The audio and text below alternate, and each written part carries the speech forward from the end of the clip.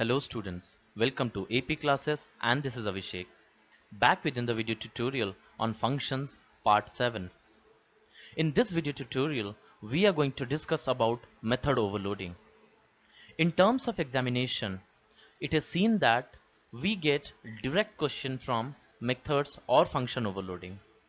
A 15 marks of question directly come from this topic where you are asked to write a program, to construct a program using the concept of method overloading.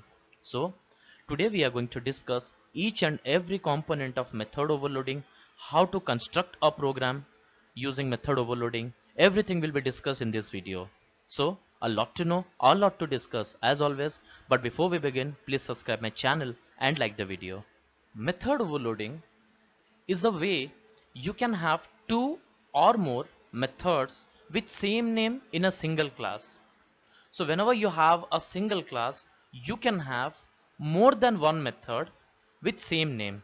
Till now we have learned how to write a class with different methods. We can have more than one method within a class, isn't it? But in method overloading, we will learn how we can have more than one function with same name. Function's name will be same. Now, in case you want to write 5 methods or 5 function within a class, okay, here we will learn how we can have more than one function or all the 5 functions with the same name. But the real question is how Java compiler will distinguish which method body is to be executed. Because when you have more than one function, more than one method of same type, the question arises that how a Java compiler will distinguish which method we need to execute, because all the methods are same. Here it looks same from outside, it might be different from inside, but it looks similar from outside because names are same. Well, Java have made it clear that even though the method names can be same, but the arguments method is taking should be different. The parameters what are there within the method must be different. Overloaded method must have different argument list and the quantity and types whatever they have. Well, names can be same, but the arguments what they are taking, the parameters what they are having must be different. They must be different in numbers, they must be different in types, their data types must be different, something must be different. So let's look into detail that how method overloading can be done in Java. A method is said to be overloaded if two or more methods in a class or subclass have same name but different parameter declaration. So if you have a class here, right? Here is a class, and inside class what we can have? We can have methods, data members and member methods. So here I'm just showing you with 3 methods. Okay, this is method 1, this is method 2, and this is method 3. Now what do you mean by method overloading, or what are overloaded methods? When all the methods will have same name, method name will be same, but parameter what they are having or the data type what they are having, they must be different with parameter and they must be different with their data type. Now you can have more than one method, you can have more than like 10 methods you can have. Okay, you can have n number of methods. All the methods can have same name. Each and every method what you are writing, every method can have same name. But when you have a same name, there must be something by which you can differentiate, each and every method. And by what mean you can differentiate each and every method? By their parameter. So as they will differentiate with their parameter, or they can be differentiated with their data types. Okay. Now, if we have a class here, there are 3 methods, and here let assume that this is method m1, and here we are going to write method m1 once again, and again we are going to write method m1. Here we have 3 methods with the same name. Now how the Java compiler is going to identify, or how the Java compiler is going to differentiate between these 3 methods? Because when we will call a method, obviously Java compiler will become confused, it will get confused that which method to call and which method not to call, because we can call a single method at a time. So when we will make a method called m1, which method will be called? This one, or this one? So they must differentiate with a data type or a parameter list. A Java compiler can differentiate method. They can differentiate method with their, here you can see, with the parameter what you have or with the data type what you are going to write here. They must be different. Method name are similar, but methods must be different by the parameter list or by the data members here, data types here. Okay, now if you have one parameter here, here you can have two parameters, here you can have three parameters. Now if you want to have everywhere one parameter, then you have to differentiate these parameters with their data types. So something must be different. They must be differentiated by the data type, they must be different by their parameter list, they must be different by some mean. They must be different. Here method is said to be overloaded if two or more methods in a class or subclass have same name. They must have same name but different parameter declaration. Names must be same but they must be different by the parameters. They must be differentiated by the number of parameters or type of parameter. Overloaded method let you reuse the same method name in a class. What do you mean by this? When overloaded method we have, whenever we write overloaded method, it helps us to reuse the same method name in a class. Now just think you are writing a class where you need 50 numbers of methods. Don't you think it will become quite difficult for you to remember all the 50 names of a method? Okay, if you have method m1 with a name, method m2 with another name, method m3 with another name, so it will become quite difficult for you to remember each and every method name within a class. So method overloading will surely help you to remember or to memorize all the method name, because here you are writing a single method name. And when you write one method name or a single method name, it becomes quite easy for you to remember each and every method name, because all the 50 names will be same, will be called by a single method name or will be called by a single name, but they will only get different from each other by the parameter list or by the data type what we are using. Method overloading is one of the way that supports polymorphism. Method overloading is one of the way. Method overloading is not the only way, but it is one of the way by which polymorphism is supported. Many a times we get a question that how can you implement polymorphism? Polymorphism can be implemented by method overloading. What is the definition of polymorphism? Polymorphism states that the methods are same from outside but they are different from inside, right? So whenever we implement method overloading, if somebody looks from outside, then the person can find that all the method names are written same, so it is similar. Even for me it is same from outside, but each and every method will have their uniqueness. Each and every method will have their own work, so they are different from inside. Their internal structure is different, but externally when we will look to a method, they will be same. So this is how polymorphism can be implemented through method overloading. Please remember, this is not the only way by which a method overloading is implemented, but polymorphism is implemented. Method overloading is one of the way through which polymorphism can be implemented, but we have even other ways by which we can implement polymorphism, which is not at all required for you. You are never going to ask that what are the other ways through which a polymorphism can be implemented. Method overloading is programmer friendly. Obviously this is programmer friendly. The reason is, here you don't have to remember each and every method name. So when you don't have to remember different names, if you have 100 functions, if you have 100 member methods, you don't have to remember all the 100 names. You just have to remember a single method name. That is the reason it is programmer friendly.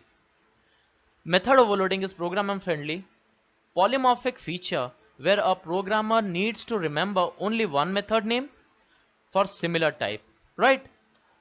So here you just have to remember only one method name, and each and every method name will differ from each other by their parameters, by number of parameters, and by the data types what we write there.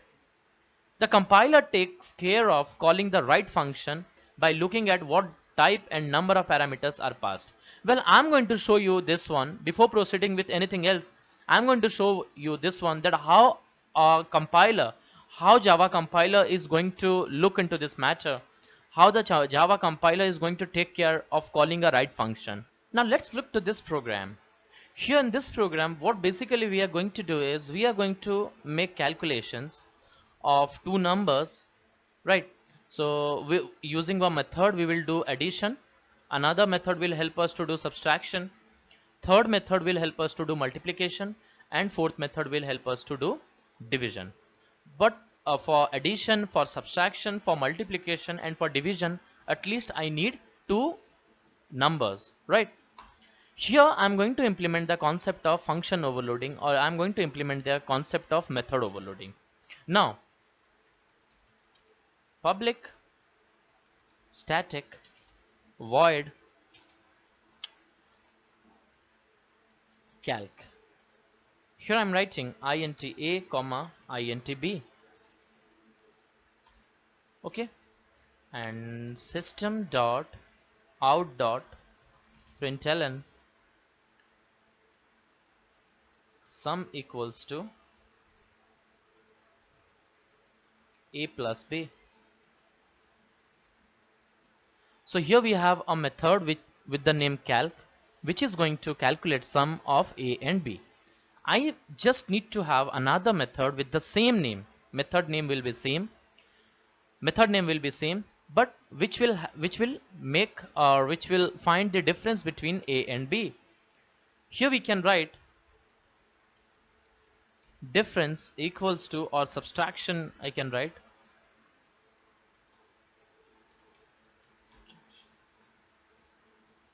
a minus b. I'm assuming that value of a is greater than value of b, right? I'm assuming, but if you want you can use if statement here, or you can use ternary operator here to find which one is greater. Just to make you understand that what is function overloading or what is method overloading, I'm showing you with this examples. Now next thing what I can do is I just want to have another method which will find the multiplication of two numbers. Here, to find the multiplication of two numbers, I have to multiply a and b both, isn't it? And finally, with the fourth method, I have to find division of two numbers. Again, I have to consider that a is greater than b. But if you want to get the exact result, you can use ternary operator of if else statement here. Okay. Here you can see that we have methods, right? Here we have one method. Here the first method, you can see we have first method. This is method 1. Method 1 which helps us to find addition of two numbers. This is method 2 which is used to find subtraction of two numbers, and this is method 3 which will help us to find multiplication of two numbers. And finally we have here method 4 which will help us to find division of two number. You can have a notice that all method names are same. Here we have calc, here we have calc, here we have calc, and this place we have calc.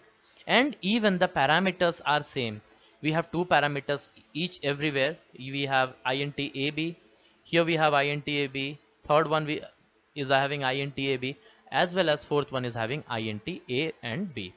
Now method overloading states that all the method names must be same, it must be similar, right? Or you can have more than one method with same name. At least you need to have more than one method with same name, then we can say method overloading is taking place. But whenever you have method overloading, you need to differentiate, you need to make a difference between each and every method with their parameter list or with the data type. Now here I cannot make a difference between parameter list. I cannot have one parameter, I cannot have three parameters, because I need two parameters to make or to implement the concept, or to implement or to find the calculation of sum, subtraction, multiplication and division. I just need to have two parameters here. So what else I can do? I can differentiate this method, these variables with their data types. This is what I can do. Now if you keep everything similar, Here you will get an error, and let's see what error we are going to get. Method calc is already defined in class fund over. Okay, the class name is fund over. Now here in this class we are going to have, it is showing that you have already declared a method whose name is class, and it is already having two parameters, two int parameters, right? Here if you have integer parameter, what we can do here, we can have short, we can just change the data type to short, and the parameters are done, the parameters are changed. Here we can have, if we have short here we can have byte, and it is done. And finally here we can have long. Okay, now we can compile the program and see the program is compiling.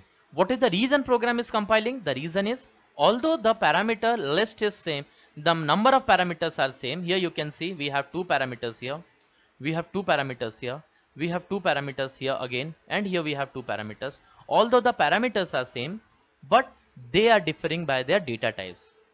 Here we have int, here we have short, here we have byte, and here we have long.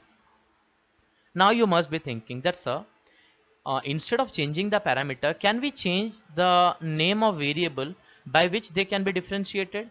Now if we write here int, and here we write c, and we write here int d, then can we differentiate a and b?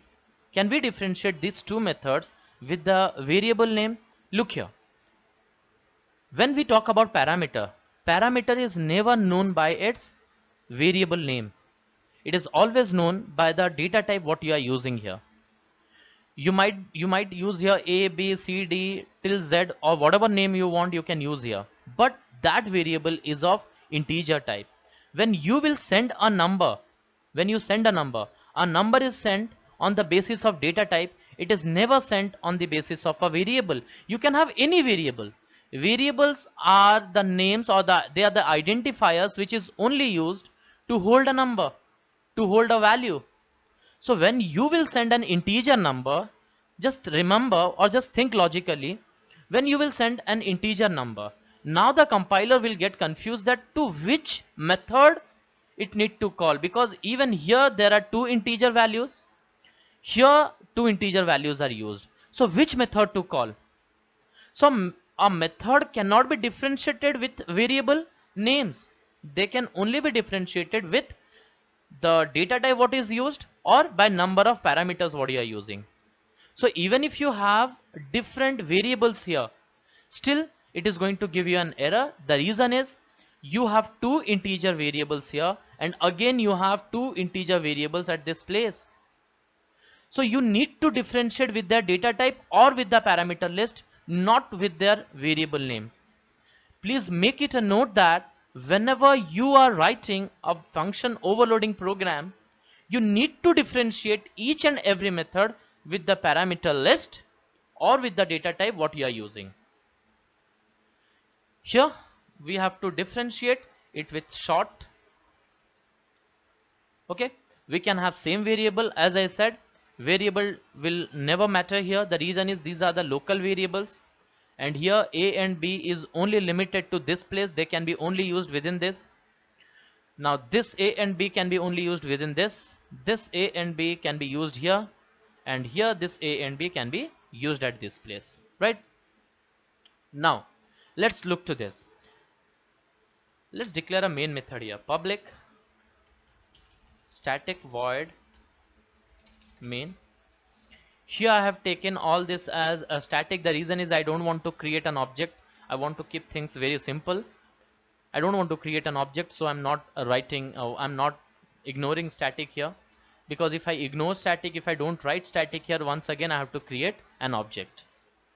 Now I have to call a method calc.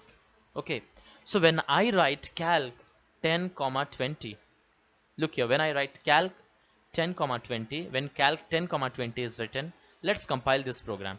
You must be worried when we write 10, 20, which method will be called, isn't it? Here we have 4 methods with the same name: calc, calc, calc and calc. When we write 10, 20, which method will be called? Let's see. Let's compile the program and execute it. Void main. Here you see it is calling sum equals to 30, right? That means the first method is called. Now you must be thinking that what is the reason the first method is called? The reason is whatever number you are passing here, whatever number, every number is considered as int number, isn't it? So it will find the best match. It will find a best match of the number. Here you can see we have 10 and 20. 10 and 20 will go and get stored to A here, and 20 will get stored to here in B. So the best match for int number is this one. Now you will think that, sir, how to call this one? How we can call this method? Yes, this method can be called. Now here the best match is long. Now when I write, if I write L here, 10L, 20L, L means what? Long number. 10 will be considered as long number, 20 will be considered as long number. Let us make this 100. Make this 100. 100L, 20L. When we write 100L and 20L, the best match is here. It can find best match here. So whenever whenever you are going to send a parameter 100L and 20L, the best match it can find at this place.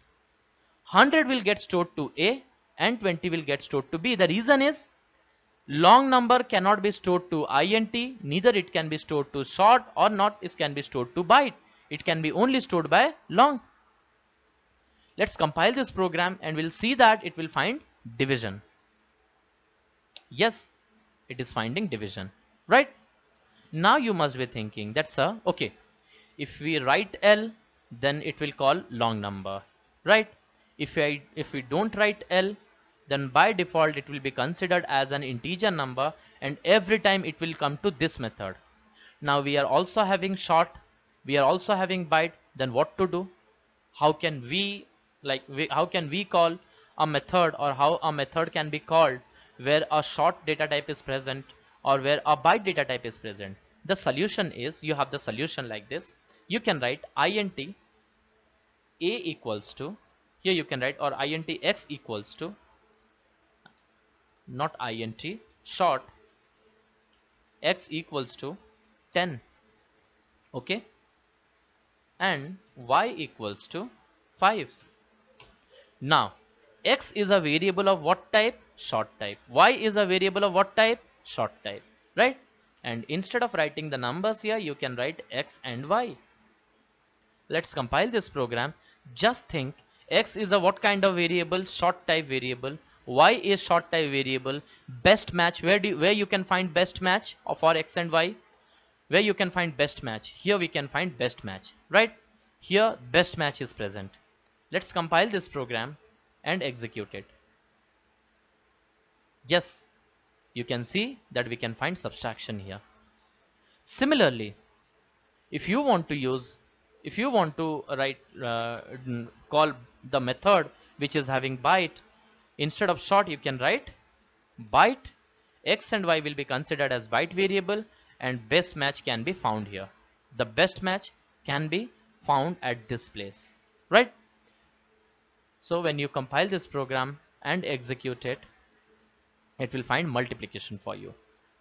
So this is how different methods can be called by using the technique of function overloading and best match. And here you can see that we are using the best match technique of best match. So we have used byte here, and it will always search for byte. Now you must be thinking that, sir, if we write byte here, and if we don't have a method, like I'm just doing one thing. Okay, I'm just deactivating this method. Now we don't have a byte method here, but we have x variable, we have y variable, right? Now when method will be called, isn't going to give us an error? Think logically and answer me on the comment section that if you don't have a method which is not having byte here, which is not having data type as byte, then is it going to give us an error? Answer me in the comment section, yes or no. When I will compile this program, is it going to give me an error? Yes or no? this program is not going to give any error. The reason is when the compiler will search for best match, obviously it will not find best match here. Well, I'm doing one thing, better if I remove this one. Okay,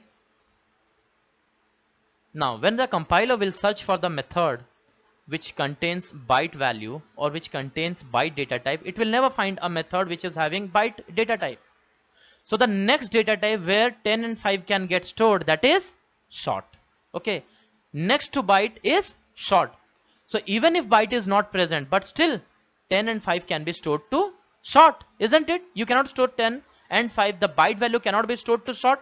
Yes, it can be stored to short. Now you must be thinking, even the byte value can be stored to int, the byte value can be stored to long, then why only short? The reason is it will look for the next higher data type, right? So when byte data type is not found, it will look for the next higher data type, that is short. And if short is not present, it will look for the next higher data type, that is int. And if int is not present, it will look for the next higher data type, that is long. Let's compile this program and execute it. You can see subtraction is getting printed. That means the second method is executing. I hope this concept is quite clear to you, that how a best match works in method overloading, right? I hope that the first point is quite clear to you, that every method need to have same name. This is the first point which you have to remember. What you can implement method overloading if you have more than one method with same name. The second point is every method, even if the method names are same, they must differ with their data type, or they must differ with number of parameters. Number of parameters must be different, or data type must be different. Here you can have one parameter, here you can have two parameters, here you can have three parameters. They must differ with the parameters, or they must differ with their data types.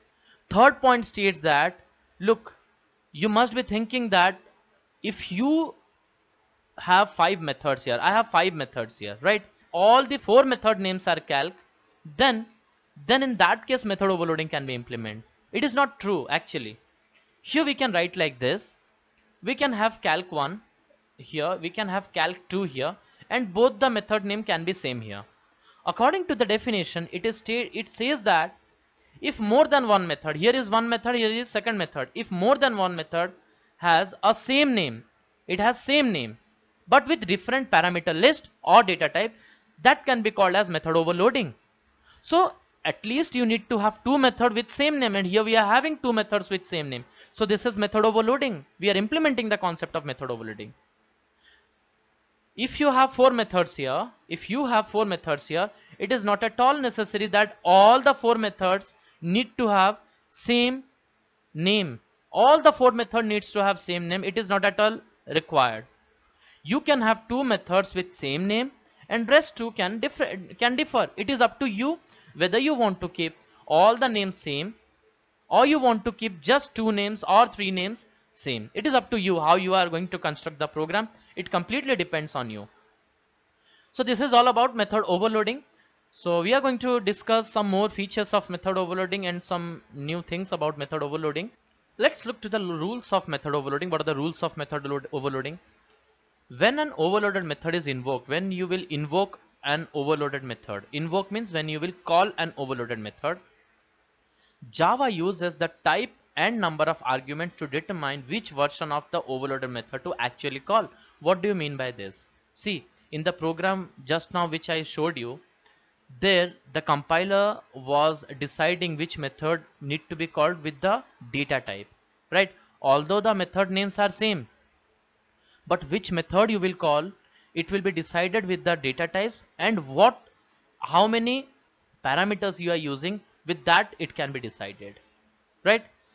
Here if you have a method with one data type, then or with one parameter, if you have a method, and when you pass one value from when you call a method with one value, then obviously the method which is having one parameter will get called automatically.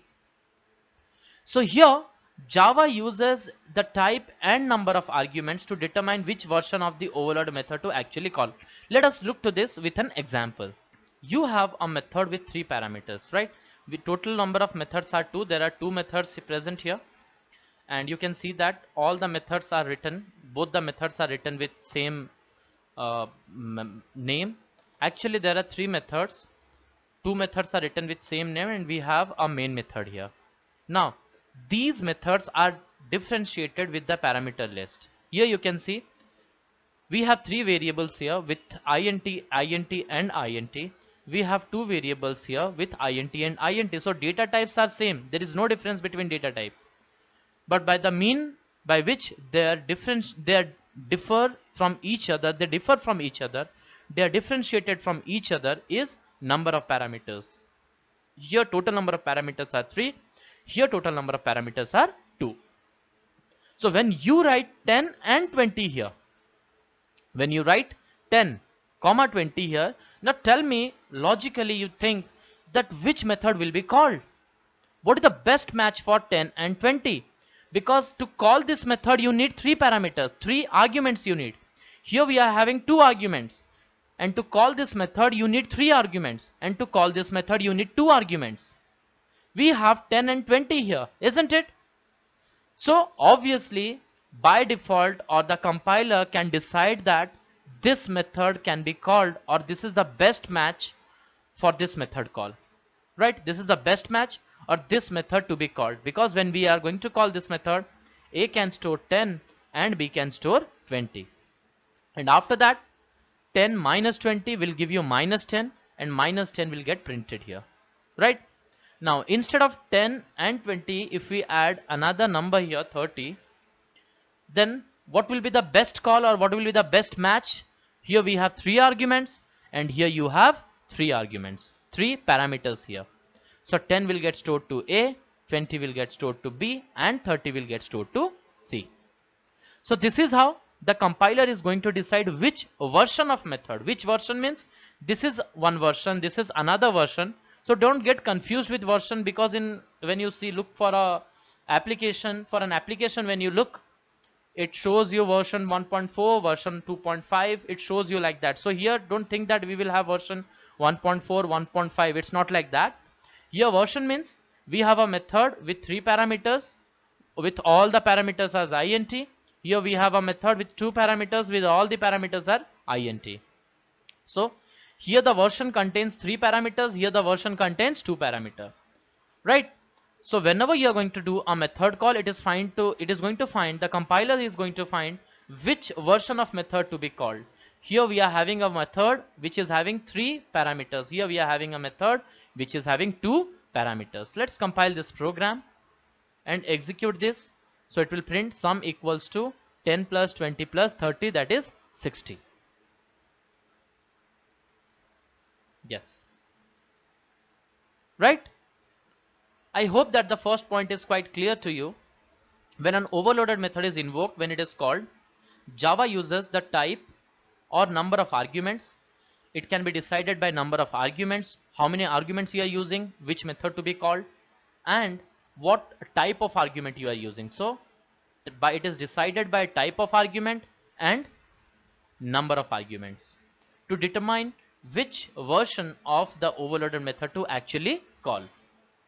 Thus, overloaded method must differ in type or number of their parameters. So you can only differentiate, remember student, this is very important, you can only differentiate a method, an overloaded method can be only differentiated by type of variable, what type of variable you are using, and by number of variables. You can never differentiate any method by their access modifier, by the non-access modifier, by changing their return type. You can never differentiate a method. A method can never be differentiated by changing their data type or return type, by changing their access modifier, or by changing their non-access modifier. A method, an overloaded method, can only be differentiated by changing their parameters, number of parameters, or by changing their type of parameter, or you can say data type. By changing the data type, you can differentiate the methods. While overloaded methods may have different return types, the return type alone is insufficient to distinguish two versions of a method. This is very, very important. Just now I told you, if you have two methods, right? If you have two methods, two methods can be made differentiated from each other if method names are same. You can only differentiate method by their parameter list or by data type. Now, if one method is written with void, another method is written with int, then it is not sufficient to make a difference, because you have to understand that here return type will take place, or return type will get activated after the method call. During method call, there is no use of return type. When a value is returned, at that point of time you need return type. So you cannot differentiate a method with their, or you cannot separate, or you cannot differentiate a method with their data type, with the return type. Whether a method is having int, whether a return type is double or it's string, it cannot be differentiated with the return type, because return type will only work, return type only takes place when when a method returns a value. And when a method will return a value, once the work of method, once the calculation is over, everything is over, after that method will return something. During the time of method call, there is no use of return type. So you cannot differentiate, a compiler cannot differentiate a method by its return type.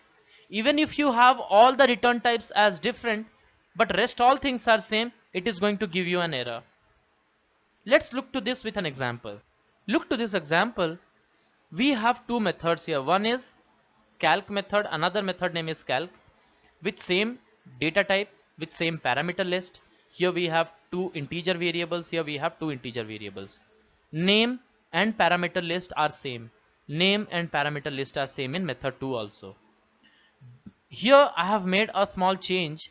Here return type is int and return type is void. Now when you will make a method call, right? During the method call, we never see that what return type it is having.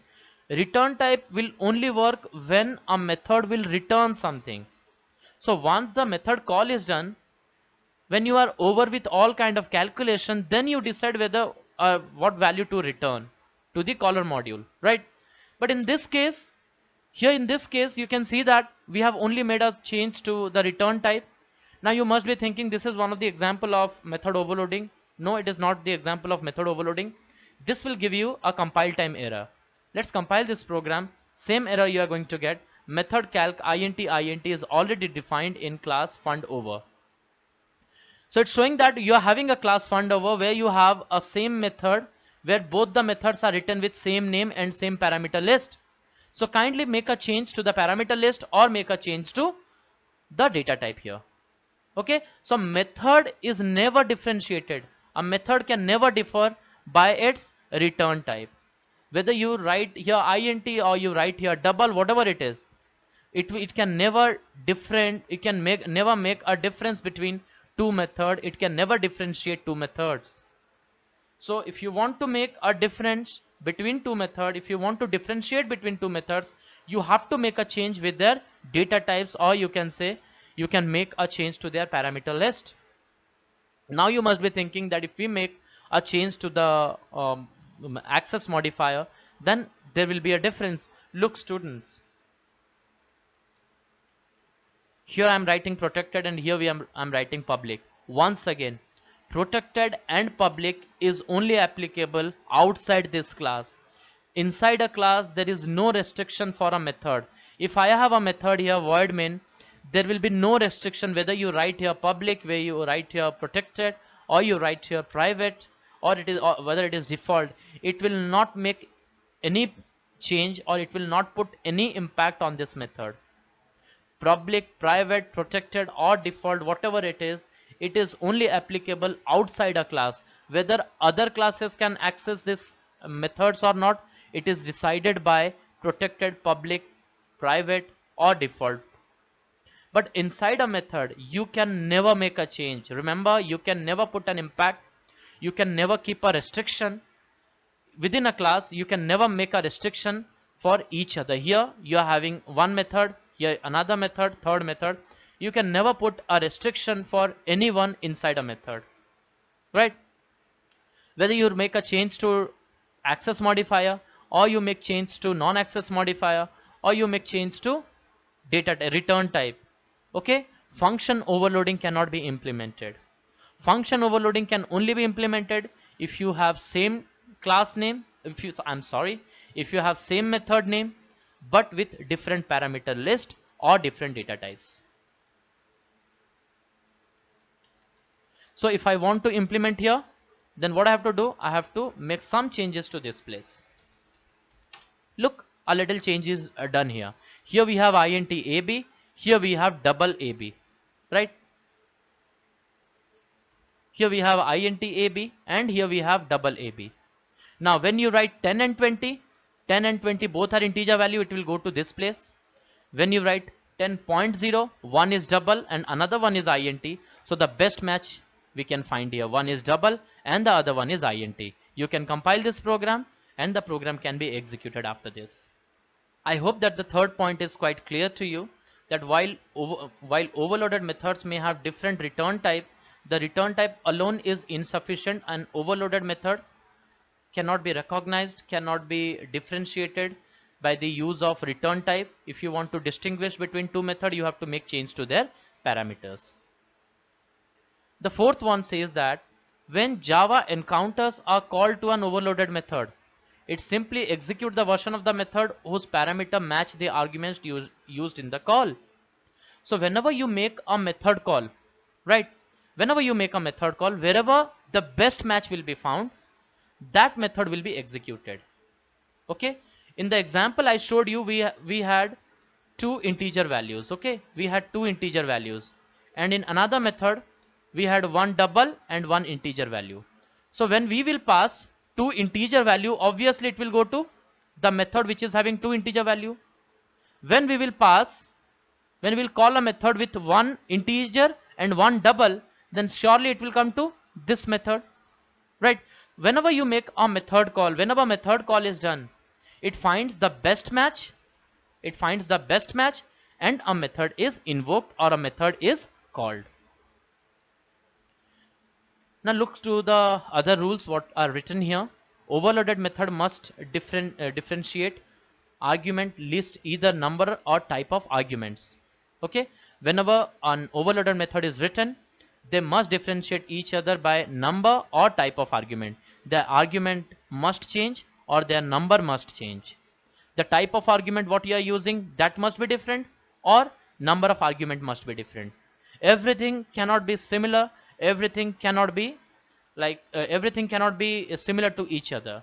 Okay, they must differentiate by number of variables or number of arguments, you can say, or type of argument what you are using there. Return type of overloaded method can be same or different. Return type of overloaded method can be same or different. It plays no role in overloading. So a return type do not play any role during method call, or you can say during method overloading.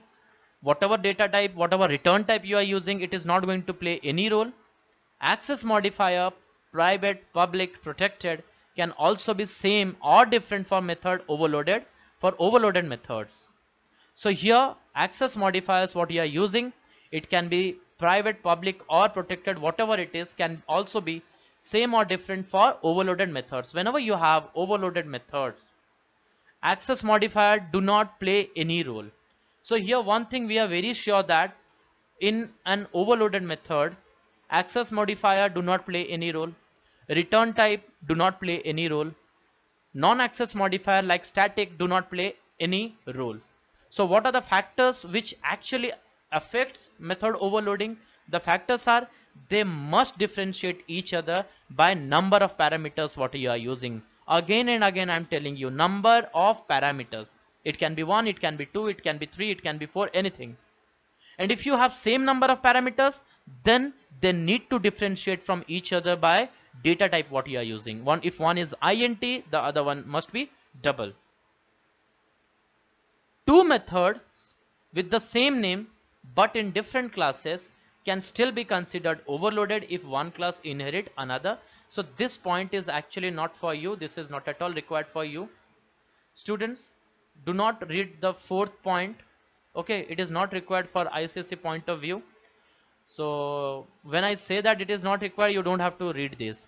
Now don't ask me question that, sir, what is the fourth point written here, because we are not going to cover anything from inheritance. But still I will give you a small hint, small idea. If you are clear with that, fine. If you are not clear with that, do not go on reading this fourth point. If it is actually not required, this fourth point is not at all required. Okay, you only have to remember, you only have to get into this 3 point, that they must have a different number of parameters or type of arguments. Return type may be same or it may be different. It do not play any role. Access modifier do not play any role. You can have same access modifiers or you can have different access modifiers. What is written in fourth point? Two method with the same name. If you have two different class, here you have a class, here you have another class. This is superclass, okay, and this is subclass which inherits superclass. You have a method with name A, and here you have another method with name A. Okay, two methods with same name but in different classes can still be considered overloaded if one class inherit the other. Now when this class, you can say that this is class 1, this is class 2. Class 2 is inheriting class 1, isn't it? Here class 2 is inheriting class 1. Now class 1 is having A, class 2 is having A, right? Now when you have two different class, when one class inherit another class, and in both the classes you have same method.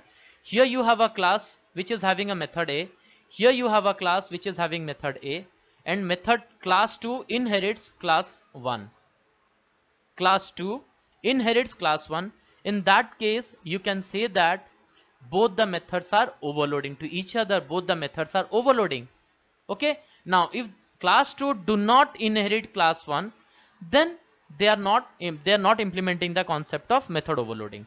But if class 2 is inheriting class 1 and both the classes are having same method but with different parameter list, same method name with different parameter list, we can say that both are overloading. Both are overloaded method or both are overloading method we can consider. Now once again I am telling you, if this point is not clear to you, do not worry. This is not at all required for ICSE. Now different ways to overload a method. How can we overload a method? By changing number of arguments, by changing the data type. Okay, I have already discussed this, that we can overload a method in two ways, that by changing number of arguments. In one method you can have one argument, another method you can have two arguments, in third method you can have three arguments. By changing number of arguments you can overload a method. Now if it is not possible to change arguments, if in all, for example in all the methods you need to have two arguments, total you are having three methods, and in all the methods you need to have two arguments or two data type, two parameters. And if you need to have two, now you have one method here, another method here, and another method here, and in all the methods you need to have two parameters. Okay, you cannot have one parameter, you cannot have three parameters, you cannot have four parameters. It is mandatory to use two parameters in all the cases. So this cannot be implemented.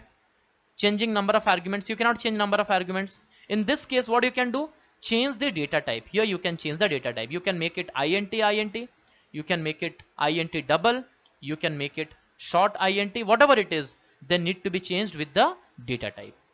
Let's look to this by changing arguments. Here you can find that we have a class overload. Here class name is overload. We have two functions here, two methods here with the same name. Here one method name is find, another method name is find. You can look to this, method names are same, so we are implementing method overloading, but arguments, a number of arguments are different. Here two arguments and here three arguments. Here we have created an object for this. An object is created, and why an object is created in main method? Students, here we have not used static keyword, for which we don't need an object. Here no static keyword is present, so it is mandatory to create an object to call these methods. We need to create an object to call these methods. Here method find can be called, here method find can be called. Both the methods can be called only by creating an object. Because if you don't have an object here, okay, these methods cannot be called. You cannot call method find, you cannot call here, again you cannot call this method if you don't have an object, because no static keyword is present. Now an object is created here, and using that object you can see we have passed 8, 5. And what is the best match for 8, 5? Obviously the first method. What is the best match for 4, 6 and 2? The second method here, right? 8 and 5, for 8 and 5 best match is first method. For 4, 6 and 2 best match is second method. So this is how we, by changing number of arguments, we can make a change to function overloading or method overloading. Let's look to the next example by changing data type. How we can change the data type? Here you can see in both the cases we are having two parameters, right? Here we have two parameters, here we have two parameters.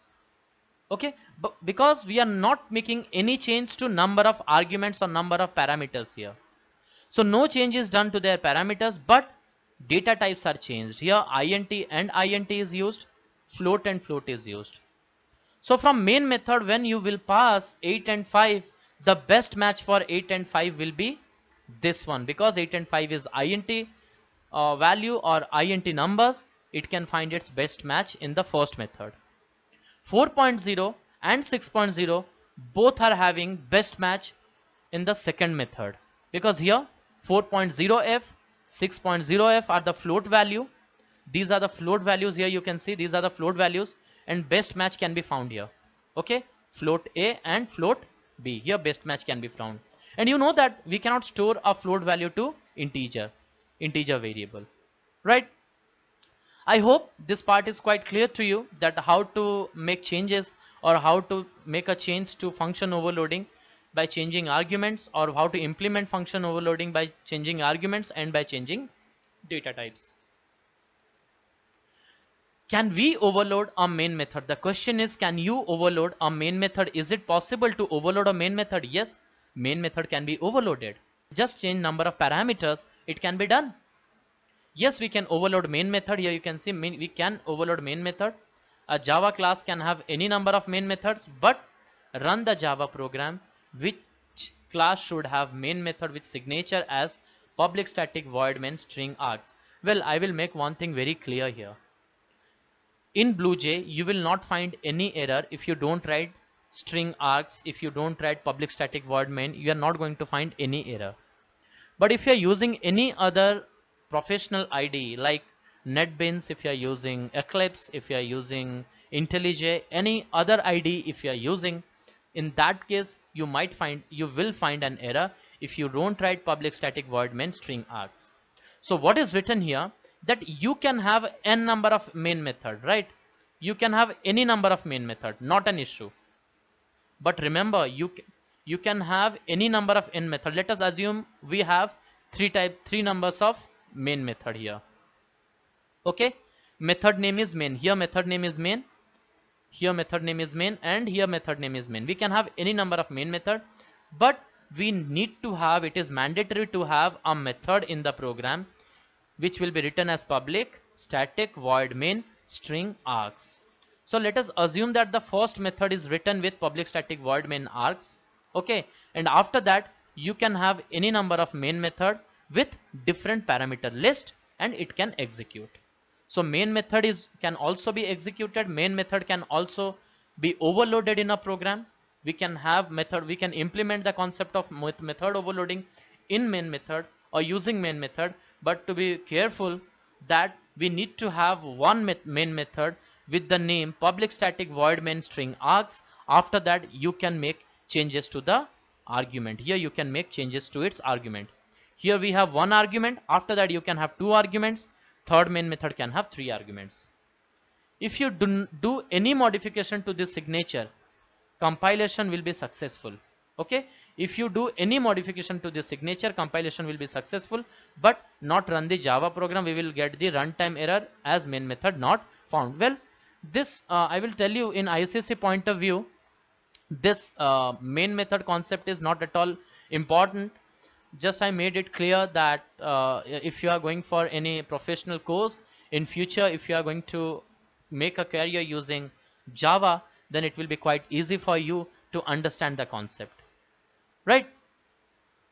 So even if you, like it is written, if you do any modification to this signature, so if you do any modification to this signature in some, I will tell you, in some compiler or in some ID, you may not find any error, but it will give you a runtime error. You might find a runtime error. Okay, so with this we come to an end of this video, method overloading, and I'm going to over functions finally. So for my upcoming videos, stay tuned with me. God bless you all.